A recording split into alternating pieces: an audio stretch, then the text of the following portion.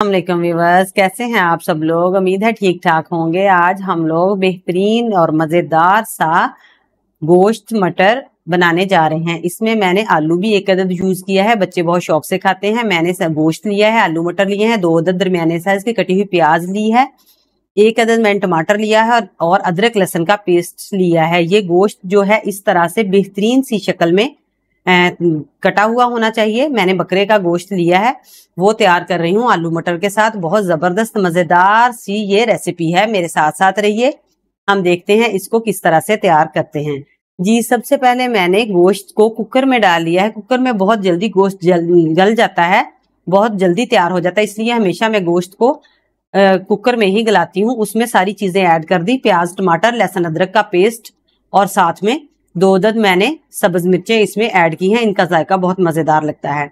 और इसमें अब हमने ये सारी चीजें डाल दी कुकर में। अब हमने इसमें पानी हस्बे जरूरत ऐड करना है।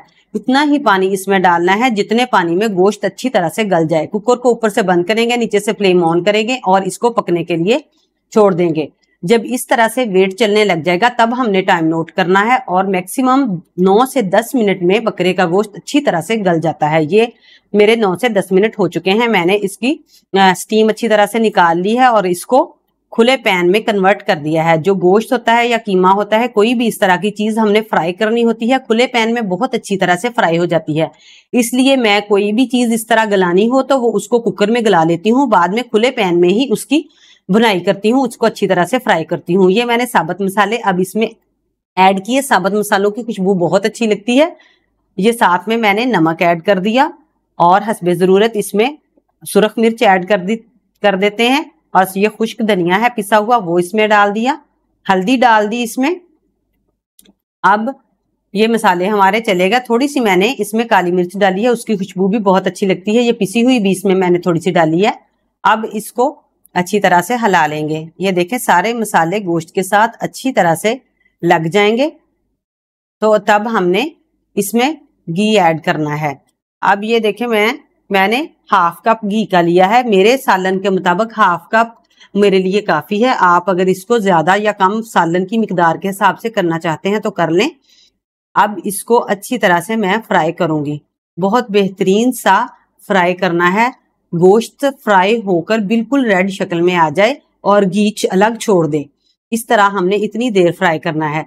गोश्त हो, कीमा हो, कोई भी चीज हो, चिकन हो या बकरे का हो, जितना हम इसको फ्राई करके पकाएंगे उतना ही ज्यादा मजेदार और यमी हमारा सालन बनेगा। ये देखें माशाल्लाह बहुत अच्छी तरह से मैंने गोश्त को फ्राई कर लिया है। घी उसने बहुत अच्छी तरह से छोड़ दिया है। अब जो मैंने मटर और आलू तैयार किए थे वो इसमें डाल दूंगी।